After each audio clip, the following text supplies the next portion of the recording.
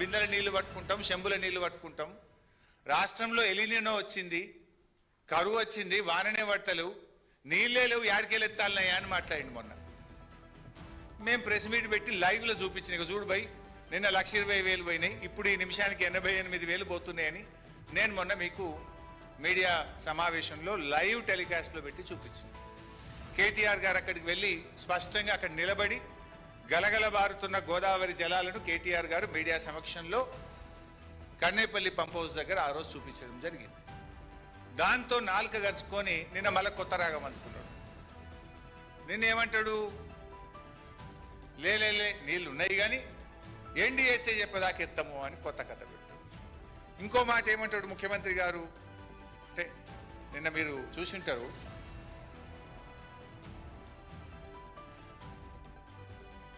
మేడిగడ్డ గేట్లు మూయకుండా కన్నేపల్లి దగ్గర నీటిని ఎట్లా ఎత్తుతావు అని మాట్లాడతారు. నాకు జాలి కలుగుతుంది నేను చూస్తుంటే. ముఖ్యమంత్రిగా నువ్వు 31 నెలలు పూర్తి చేసుకున్నా కన్నేపల్లి పంప్ హౌస్ నుంచి మేడిగడ్డ బ్యారేజ్ గేట్లు మూయకుండా నీళ్లు ఎలా ఎత్తాలో కూడా అవగాహన నువ్వు పెంచుకోవడం మీద నిన్ను చూస్తే నాకు జాలేస్తావు.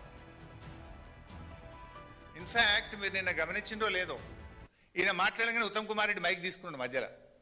ఈయన తప్పు మాట్లాడిండని ఉత్తమ్ కుమార్ రెడ్డికి బుర్ర వెలిగింది. మధ్యలో ఆయన మైక్ తీసుకొని ఉత్తమ్ కుమార్ రెడ్డి గారు ఈయన తప్పును సరిచేసే ప్రయత్నం చేసిండు. అందుకే నేను జాలి కలుగుతుంది రేవంత్ రెడ్డి మీద అన్న. 31 నెలలు ముఖ్యమంత్రిగా పనిచేసినాక కూడా విషయ పరిజ్ఞానం పెంచుకోలే, బూతులు తప్ప నీకు విషయ పరిజ్ఞానం పెరగలే. ఆయన ఉత్తమ్ కుమార్ రెడ్డి గారు నిన్న మైక్ తీసుకొని మధ్యలో రేవంత్ రెడ్డి తప్పు మాట్లాడంగానే, అఫ్కోర్స్ ఫ్రీ ఫ్లోలో కూడా కన్నేపల్లి మోటార్లు ఎత్తాం, కన్నేపల్లి మోటార్లు స్టార్ట్ చేస్తాం, నీళ్ళు ఎత్తుతాం, కానీ మరి మీద అన్నారం సుందిల గేట్లు ముయ్యాలి కదా అని ఆయన సరి చేసే ప్రయత్నం చేశాడు. ఇప్పుడు విషయం సింపుల్, 93.5 మీటర్ల ఎత్తులో కన్నేపల్లి పంప్ హౌస్ మోటార్లు నడుస్తాయి. గోదావరిలో 1,00,000 క్యూసెక్కుల వరద పోతా ఉంది. 1,00,000 క్యూసెక్కుల వరద పోయినప్పుడు దాని లెవెల్ 97 మీటర్లు ఉంటాయి. అంటే గేట్లు తెరిచి ఉన్న 97 మీటర్ల ఎత్తులో గోదావరి నది ప్రవహిస్తూ ఉంది.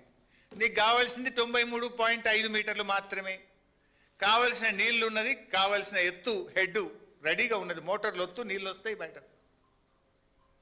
ఈ విషయాన్ని నేను కాదు, రిటైర్డ్ ఇంజనీర్లు కూడా చాలా స్పష్టంగా తమ లేఖలో రిటైర్డ్ ఇంజనీర్లు కూడా చెప్పడం జరిగింది. ఏం చెప్పిండ్రు, ప్రస్తుతం గేట్లు తెరిచి ఉన్న పరిస్థితుల్లో వరద నీటి మట్టం సుమారు 97.5 మీటర్లు. ఈ హెడ్ ఆధారంగా కన్నేపల్లి పంప్ హౌజు రోజుకు 3 టీఎంసీల వరకు నీటిని లిఫ్ట్ చేసే సామర్థ్యం కలిగి ఉంది. ఈ లెటర్ చదివినాకనన్నా సోయి రావాలి కదా నీకు. ఆ ఉత్తమ్ కుమార్ రెడ్డికి వచ్చిన సోయి అన్నా నీకు రాకపోయా.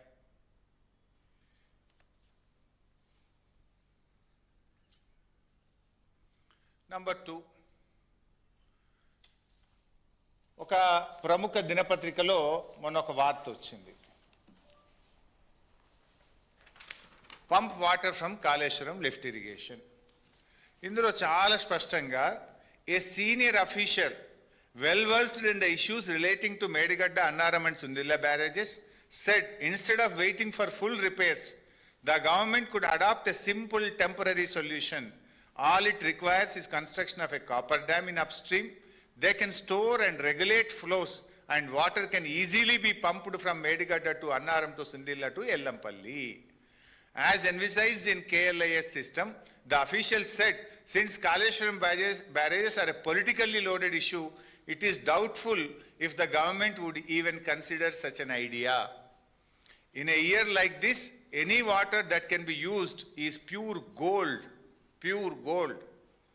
The best part of the solution is the copper dam. ఇట్లా చాలా విషయాలు చెప్పినాడు. అంటే ఈ కరువు పరిస్థితుల్లో ఎలినినో సంవత్సరంలో చుక్క చుక్క నీళ్లు కూడా బంగారం కంటే విలువైనటువంటిది, నీళ్లు ఎత్తడానికి అవకాశం ఉంది అని ఒక ఉన్నత అధికారి స్పష్టంగా చెప్పారు అని ఒక ప్రముఖ దినపత్రిక రాసింది. ఓకే, రిటైర్డ్ ఇంజనీర్లు నీళ్లు ఎత్తవచ్చని స్పష్టంగా రాసినారు. నేను మొన్న కూడా చెప్పిన మీకు, తెలంగాణ నీటిపారుదల శాఖ రాష్ట్ర ప్రభుత్వానికి కూడా నీళ్ళు ఎత్తొచ్చు అని అఫీషియల్గా లేఖ రాసింది. ఆ లేఖను బయట పెట్టండి. రిటైర్డ్ ఇంజనీర్లు చెప్పిండ్రు, ప్రస్తుత ఇంజనీర్లు తెలంగాణ నీటిపారుదల శాఖ ఇంజనీర్లు కూడా మనము చిన్న కాపర్ డ్యామ్ కట్టుకొని 8.5 కోట్ల రూపాయల ఖర్చుతో నీళ్లు ఎల్లంపల్లికి తీసుకువెళ్ళొచ్చు అని తెలంగాణ నీటిపారుదల శాఖ కూడా రాష్ట్ర ప్రభుత్వానికి లేఖ రాసింది. ఆ లేఖ బయట పెట్టండి అని చెప్పి నేను అడుగుతా ఉన్నా. అంటే రిటైర్డ్ ఇంజనీర్లు మాట్లాడితే వాళ్ళ మీద గరుస్తావు, ప్రస్తుత ఇంజనీర్లు మాట్లాడితే ఏసీబీ దాడులు చేస్తావు, ప్రతిపక్షాలు మాట్లాడితే మిమ్మల్ని కోసి రక్తం బారిస్తా అంటావు. ఇదా ఒక ముఖ్యమంత్రి మాట్లాడాల్సిన భాష? ప్రజలను ఎట్లా కాపాడుకోవాలి, రైతులను ఎట్లా కాపాడుకోవాలి, రాష్ట్రాన్ని ఎట్లా కాపాడుకోవాలనే తపన ఒక ముఖ్యమంత్రికి ఉండాలి. ప్రశ్నించిన ప్రతిపక్షాలనేమో మిమ్మల్ని కోస్తా రక్తం బారిస్తా అంటావు, రిటైర్డ్ ఇంజనీర్లనేమో జైల్లో పెడతా అంటావు, ప్రస్తుతం ఉన్న ఇంజనీర్లు ఎవరైనా ప్రశ్నిస్తే బదిలీ చేస్తావు, ఏసీబీ దాడులు చేస్తావు ముఖ్యమంత్రిగా. Is it the way of running the state? Will it help the state?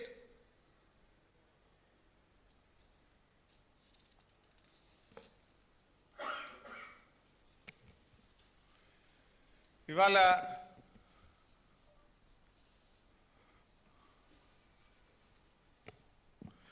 Retired ఇంజనీర్ల రిపోర్ట్ మీద కూడా మళ్ళీ అదే అబద్ధం మాట్లాడండి. మేడిగడ్డ దగ్గర కట్టొద్దన్నారు, మళ్ళీ నిన్న మాట్లాడి. మొన్న నేను మీకు డాక్యుమెంట్స్ అన్నీ చూపించాను. రిటైర్డ్ ఇంజనీర్లు చాలా స్పష్టంగా రాష్ట్ర ప్రభుత్వము మా రిపోర్టును కన్సిడర్ చేసింది. ఇది రిటైర్డ్ ఇంజనీర్లు ఇచ్చిన ఫస్ట్ రిపోర్ట్. ఇందులో మేడిగడ్డ ఫీజబుల్, కట్టొచ్చు అని చెప్పారు. This is the second report.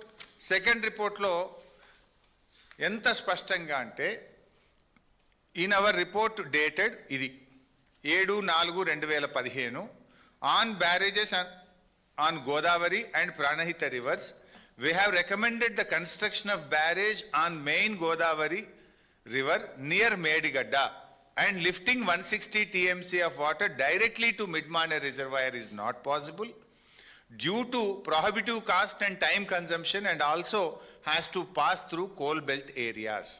Then, after submission of our report, Government of Telangana has dropped the proposal of taking water direct from Medigadda to Midmane reservoir and is now being taken to Sripada Ellampalli project following Godavari river, utilizing all the packages from 6, 7, 8.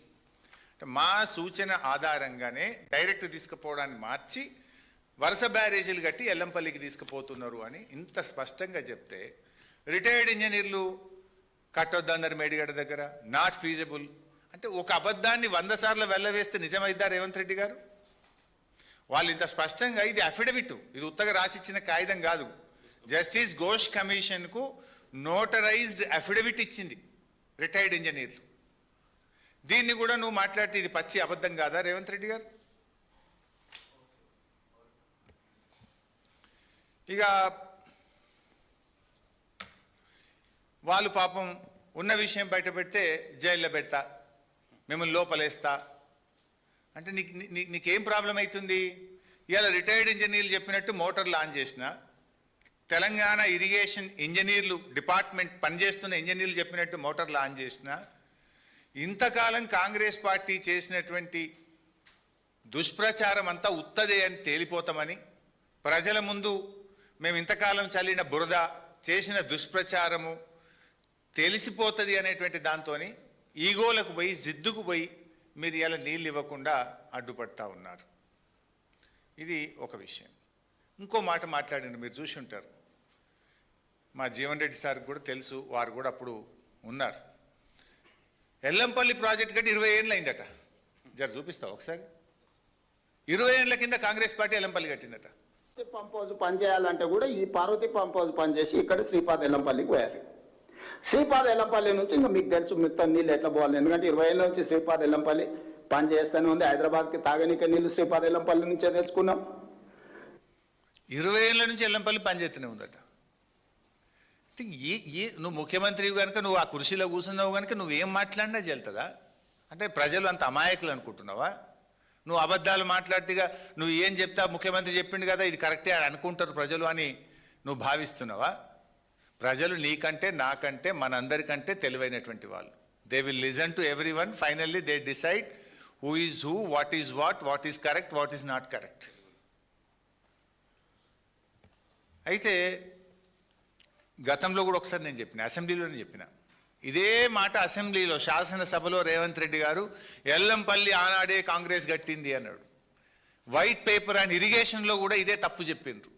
ఆ white paper and irrigation సందర్భంలో కానీ ఇంకొక సందర్భంలో అసెంబ్లీలో చర్చ జరిగితే నేను సవాల్ విసిరిన అసెంబ్లీలో, ఇది తప్పు, ఇది శుద్ధ అబద్ధము, ఐఎమ్ రెడీ ఫర్ డిస్కషన్ అంటే తోక ముడిచిండ్రు, నోరు మూసిండ్రు ఆ రోజు అసెంబ్లీలో.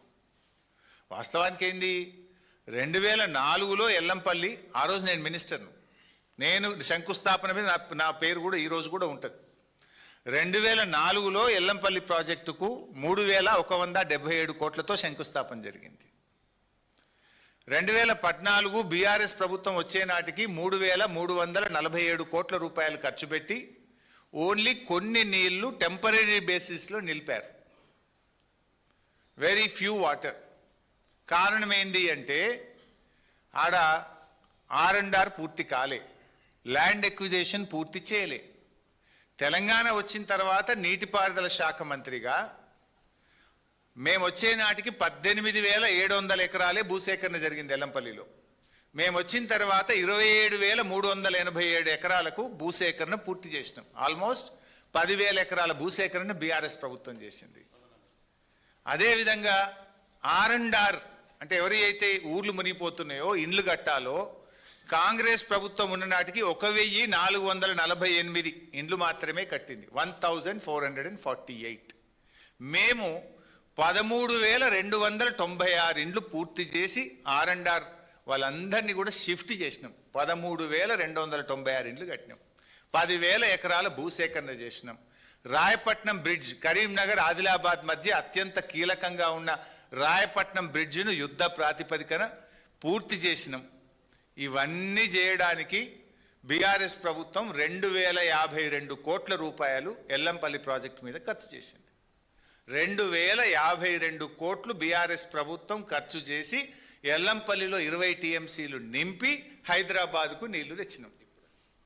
ది గ్రేట్ రేవంత్ రెడ్డి ఏమంటాడు, కాంగ్రెస్ గట్టింది, 20 ఏళ్ల నుంచి నీళ్ళు హైదరాబాద్కు వస్తున్నాయి. నోరా మోరా, నిన్ను ఎట్లా నమ్మాలి అసలు? ఒక్కటన్నా నిజం మాట్లాడుతావని నేను నమ్ముతాడా నిన్ను?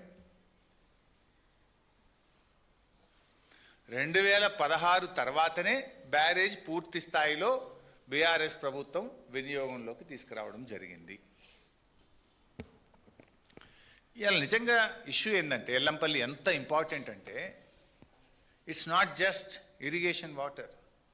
ఎల్లంపల్లి మీద ఎన్టీపీసీ ఆధారపడ్డది, ఎల్లంపల్లి మీద సింగరేణి థర్మల్ పవర్ స్టేషన్ ఆధారపడ్డది, ఎల్లంపల్లి మీద హైదరాబాద్ మంచినీళ్ళు ఆధారపడ్డాయి, ఎల్లంపల్లి మీద రామగుండం మున్సిపాలిటీతో పాటు ఆ పరిసర ప్రాంతాలు మంచిర్యాల, అటు మంచిర్యాల జిల్లా, ఇటు రామగుండం పెద్దపల్లి జిల్లా డ్రింకింగ్ వాటర్ దాని మీద ఆధారపడ్డది. అండ్ అట్లా ఎల్లంపల్లి మీద అనేక జిల్లాలకు కూడా నీళ్లు వెళ్తాయి. ఇవాళ ఎల్లంపల్లిలో ఉన్న వాటరు హార్డ్లీ 7-8 టీఎంసీ ఉంది. డెడ్ స్టోరేజ్ 3 పోతే 4-5 ఉంటాయి. ఈ 4-5 టీఎంసీలతో ఏం చేస్తావు? రేపు కరువు వస్తే, ఎలినినో వచ్చింది, రేపు కరువు వస్తుంది అని అంటున్నారు. ఎన్టీపీసీ విద్యుత్ ఉత్పత్తి చేయడానికి ఒక సంవత్సరానికి 5 టీఎంసీలు కావాలి. సింగరేణి థర్మల్ పవర్ ప్లాంట్లో విద్యుత్ ఉత్పత్తి ఆగొద్దు అంటే సంవత్సరానికి 5 టీఎంసీలు కావాలి. హైదరాబాద్ మంచినీళ్లకు ఎల్లంపల్లి నుంచి 10 టీఎంసీలు కావాలి. లోకల్ డ్రింకింగ్ వాటర్కు 2 నుంచి 3 టీఎంసీలు కావాలి. ఇప్పుడు అటు ఉన్నాయి డెడ్ స్టోరేజ్ తీసేస్తే 4-5 కూడా లేవు. నువ్వు పందాలకు పోయి పంటింపులకు పోతే రేపు కరెంటు ఉత్పత్తి కూడా ఆగిపోయి రాష్ట్రం అంధాకారమయ్యే ప్రమాదం ఉంది మిస్టర్ రేవంత్ రెడ్డి. చీకటిమయమయ్యే ప్రమాదం ఉంది. హైదరాబాద్ నగరం త్రాగునీరు లేక ఇబ్బందులు పడే పరిస్థితి కనబడతా ఉంది. How do you address this issue? పాప నిన్న ఒక జర్నలిస్ట్ అదే అడిగిండు, మరి కరువు వస్తుంది కదా, ఎలినినో వస్తుంది, ఎట్లా నువ్వు అడ్రస్ చేస్తావు అంటే, సమస్యను ఎట్లా తీరుస్తావు అంటే, వాళ్ళని కోసి రక్తం జిమ్ముతే పంటలు పంటే రేవంత్ రెడ్డి మాట్లాడతాడు. ఒక జర్నలిస్ట్